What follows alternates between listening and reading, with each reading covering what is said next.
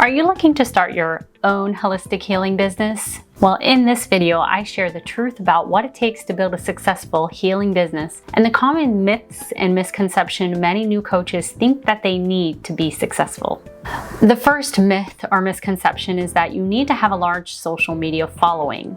Absolutely not. Although it can help, it is not necessary, and I, for one, can definitely attest to that. There are a lot of marketing companies that will advertise this, that you will not need a large following. It's their gimmick, or how they roll you in, because yes, social media can be a bit overwhelming. Social media is not the most important part of building a business though, but what is having a database of contacts, leads, or connections, and building that database or nurturing it. And social media is just a way of connecting with a free database of contacts. I say free because really it will cost you a lot of time, and time is very valuable. However, there are many other ways to create a reach. So when marketers are advertising that you do not need a social media following, it's because they are probably focusing on helping you to get clients or grow with paid advertisements or some other platform for traffic, leads, or prospects, maybe like speaking gigs or blogs. I honestly was clueless as to how many ways a business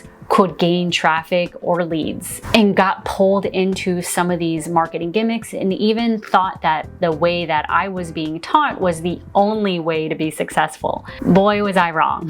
That was a mindset shift for me, that it's not the only way, but it could be that particular marketer or that other person, like even a coach, and their way of being successful. It doesn't mean it's the only way of being successful. So let me break this down a bit. When it comes to business, one thing that can help predict its success is the traffic or leads you get. Traffic can either come from online or a physical location. Yes, even if you're an online business, you can still use both. Marketing live or in a physical place, and also marketing online. What will determine what you use will, however, depend on your audience and who you want to reach. So just to give you an idea, here's a list of all the ways you can get traffic, leads, or prospects when you start off. Television, radio, news, podcast, networking, public relations, flyers, sidewalk signs, social media, which includes YouTube, Facebook, TikTok, Instagram. You can cold call third-party lead generation companies. You can create classifieds, seminars or events, festivals and shows, pay-per-click ads, or Google ads, SEO, or search engine optimization, articles and blogs. So you see, there are a lot more options than just social media. Even though social media does have a lot of options within it,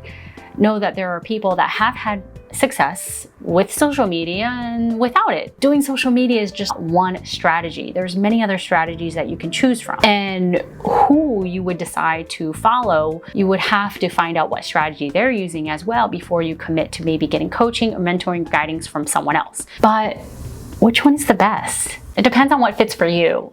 And I highly think that a strategy needs to be determined upon the personality, your schedule, your time, and what you enjoy or don't enjoy. And where you are in your business as well is a huge factor in the strategy you determine to use. If you even do have the time to invest or the money to invest, it really depends. So even though you do not need a large following, however, content is king. As you grow, you do end up growing your content very naturally. If you don't, you will likely need to continue to pay large advertisement costs, which is fine as long as it keeps up with your return on investment, or ROI. I used a different variety of strategies, my first one actually being paid, and then later being more of an organic growth through referrals, networking, and a various of the above list. So I learned a lot about various strategies and wish someone would tell me, figure out what's best for you and your long-term goal for your business. Video was always my long-term goal for my business, and that's why I'm here. Myth number 2. It's impossible to make a living as a holistic healer or health coach. This one is largely false. You can make a living as a holistic healer or a coach. Your business model is your business model, and you would have the freedom to mold it however you see fit. Now, if someone's telling you this, be sure you're really looking at who's telling you this, because the reality is that they may not really understand coaching or the space in the first place, and are they your ideal client? So if you're getting this advice that it's impossible impossible to make a living off of it, you have to ask yourself, is this person my ideal client or really in the space to even tell me this? There are roughly 8 billion people in the world. And even though the coaching space is rapidly growing, I mean, it is growing. And I believe it's rapidly going because more people are waking up. And that is why there are more and more people needing help, needing guides and healers, and those that are paving the way and how to feel better themselves. Now, going back to your model is your model. So many healers do create teaching programs that are either evergreen, DIY offers, and one-on-one, and group coaching that allows them to diversify and scale. The ability to scale, especially their time, to create a prosperous income and living is absolutely possible. The healing space and those that typically go into it, however, have commonly limiting beliefs around the exchange of money and even marketing as something that is dirty or not acceptable. We may feel a sense of shame to charge more. This does not mean you cannot make a living. This only means that you have work to do to build your confidence and to push through some of these discomforts or limiting beliefs, to let go of any vibration that would prevent you from receiving, either that be from your ideal clients or those that easily pay, which means that they're giving you an exchange for your energy that you're putting in for their results. Becoming holistic healpreneur is a great self-discovery process, and it will naturally force you to work through your money blocks. You need to. The idea that it is impossible to make a living as a holistic healer is an energy block and making it impossible. And there are plenty of people that are currently making a living as a holistic healer or health coach, or really just in the consulting model of helping others. And that's even purely online or a hybrid of both. It really is up to the person or the practitioner. Myth number 3, you need to learn everything in the healing space. Yeah, we would never be able to help people if this was true. Because as holistic healers, we focus on the individual as a whole instead of just treating their symptoms. As we gain experience and practice, we naturally become better at our craft and learn new techniques along the way. And we also learn about other healing practices along the way so that we can refer or help or support our clients however it's needed. Remember, there's no one size fits all approach to holistic healing. Trusting your intuition and listen to what your clients need is really the best way you can serve them, and really don't need to know everything in the book. You just trust your instincts, trust the feeling. Don't feel pressure to know every single thing about holistic healing, focusing on continuously learning and growing as a healer, and trust that with time and experience you will naturally become more knowledgeable and skilled in your craft. At the end of the day, holistic healing is really about being present with your clients and holding that space for them to heal themselves, to continue to trust yourself as a healer, to feel that energy within you, and to allow the healing process to unfold naturally, because for me, the natural forces of healing are within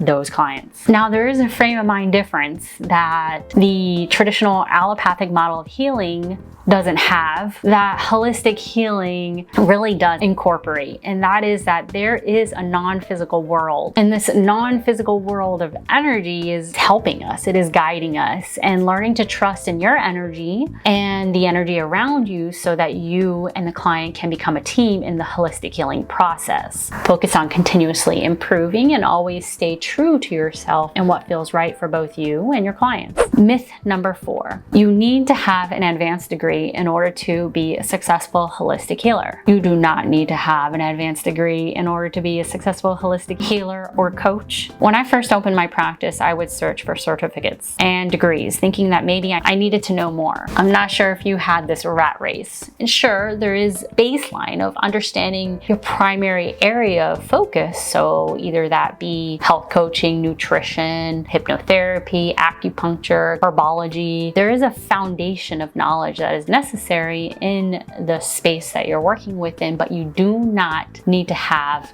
an advanced degree. As I kept on searching for more and more degrees, thinking maybe I needed to know more, but really I just needed more experience and more confidence in myself. Nothing truly beats the level of growth from experience to help others, and the holistic healing space is still an evolving space where we are tapping into depths of understanding intuitively through the energy that many formal schools are not even teaching or comprehending themselves.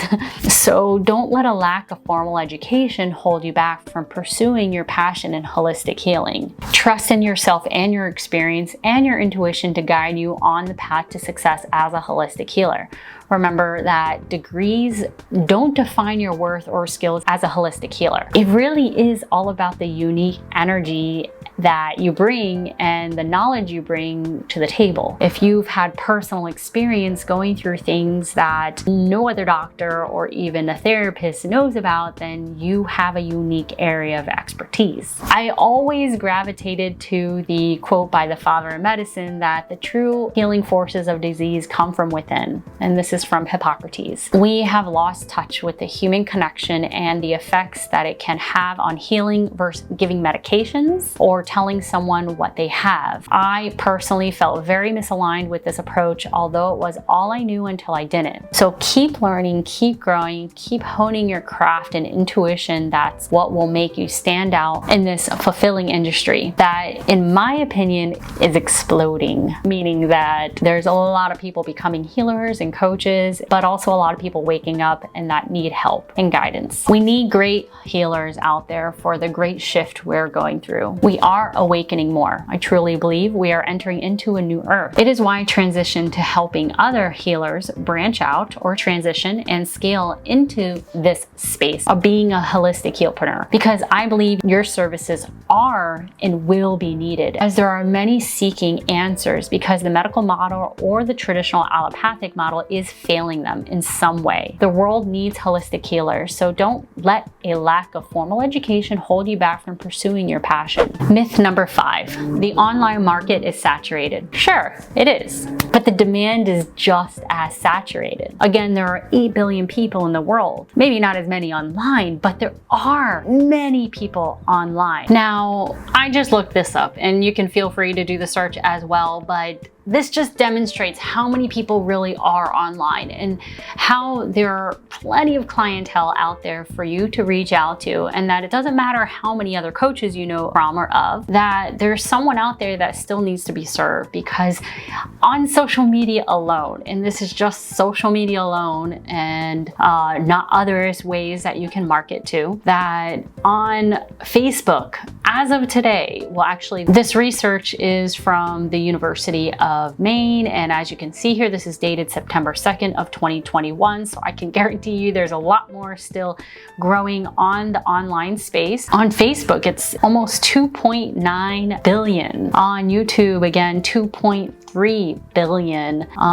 Instagram, 1.4 billion. On TikTok, and it's crazy growing right now, 732 million. And you know, Snapchat, 514 million. There's also Reddit, which I didn't even have in my list, which are 430 million. And Twitter, 397 million. And so there are a lot of people out there. So even though you may feel like it's saturated, it's because there's a lot of people that is saturating the online space as well, that there are people out there looking for someone to help and serve them. And so with that, I leave you with these myths and misconceptions on what holistic healers believe that they need in order to be successful. But I have seen firsthand and from my clients as well that they do not need this. So if you enjoyed this, be sure to give me a like or subscribe for future updates. And in the next screen, you're going to see what YouTube has suggested for you to see from my channel. Have a great one.